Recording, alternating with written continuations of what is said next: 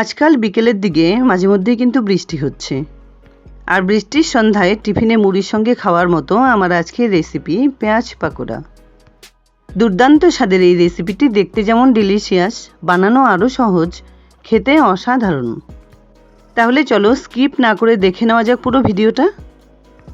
ভালো লাগলে like, share, comments করতে ভুলো না প্লিজ। দুর্দান্ত স্বাদের এই পেঁয়াজ পাকোড়া রেসিপিটি বানানোর জন্য এখানে আমার লাগছে 4টে বড় সাইজের পেঁয়াজ। একটু বড় সাইজের পেঁয়াজ হলেই কিন্তু এই রেসিপিটি দেখতে বা বানাতে ভালো হবে। এবার পেঁয়াজের মুখের আর গোড়ার দিকটা এভাবে কেটে বাদ দিয়ে খোসা ছাড়িয়ে নিতে হবে। পেঁয়াজ পাকোড়া কিন্তু আমরা অনেকেই অনেকভাবে বানিয়ে নিই। আমার এই রেসিপিটি ফলো করে এভাবে একবার বানিয়ে খাওয়ার অনুরোধ রইল। একটু সময় নিয়ে সবকটা পেঁয়াজ আমার কেটে নেওয়া হয়ে গেছে। খোসা ছাড়িয়ে নেবার পর পেঁয়াজগুলোকে জলে দিয়ে খুব সুন্দরভাবে ধুয়ে নিতে হবে। ধুয়ে সমস্ত জলটা ঝাড়িয়ে নেবার পর এক একটা করে পেঁয়াজ তুলে খুব পাতলা পাতলা করে কেটে নিতে হবে। এই কাজটা কিন্তু খুব সহজে দা দিয়েও করে নেওয়া যাবে। যত পাতলা করে কেটে নেওয়া যায় এগুলো কিন্তু ততই ভালো হবে। এখানে এক একটা পেঁয়াজ 3-4 টুকরো করে কেটে নিলাম। কেটে নেবার সময় সাইডে যদি একটু একটু খোসা বেরিয়ে যায় তাহলে কিন্তু সেগুলোকে বাদ দিয়ে দিতে হবে। 4টে পেঁয়াজ একটু সময় নিয়ে কেটে নেবার পর একটা প্লেটে আমি তুলে রেখেছি। এবার একটা বড় সাইজের বাটিতে তুলে নিচ্ছি 3-4 টেবিল চামচ বেসন। এর সঙ্গে দিয়ে দিচ্ছি পরিমাণ মতো নুন, 1/4 teaspoon baking soda, half teaspoon হলুদ গুঁড়ো, হাফ টিস্পুন কাশ্মীরি লঙ্কা গুঁড়ো, হাফ টিস্পুন পরিমাণ ব্ল্যাক পেপার বা গোলমরিচ গুঁড়ো।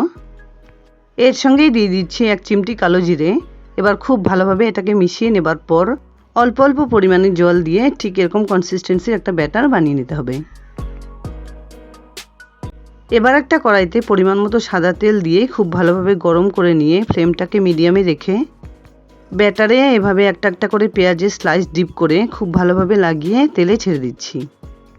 এগুলো ভেজে নেবার সময় অবশ্যই খেয়াল রাখতে হবে যাতে ফ্লেমটা মিডিয়ামে থাকে, তাহলে পেঁয়াজের ভেতরটা খুব সুন্দরভাবে ভাজা হবে।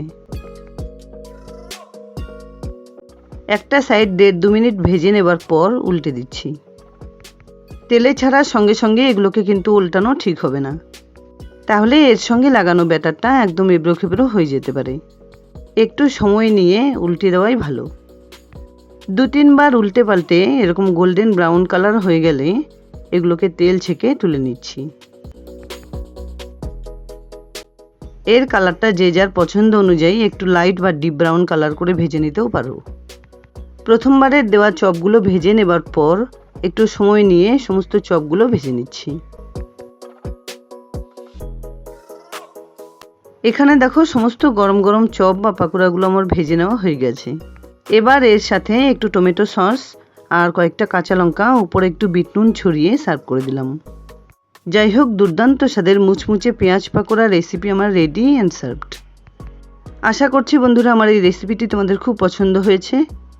যদি এতটুকুও ভালো লেগে থাকে তাহলে প্লিজ ভিডিওটাকে একটা লাইক করো, শেয়ার করো ফ্যামিলি ফ্রেন্ডসদের সঙ্গে। আর আমার চ্যানেলে নতুন বন্ধু হয়ে থাকলে প্লিজ চ্যানেলটাকে সাবস্ক্রাইব করে পাশে থাকা বেল আইকনটা অলে করে দিও, যাতে আমার আপলোড করা সমস্ত ভিডিওর নোটিফিকেশান সবার আগে তোমাদের কাছে পৌঁছে যায়। দেখা হচ্ছে নতুন কোনো রেসিপি নিয়ে। ভালো থেকো, ধন্যবাদ।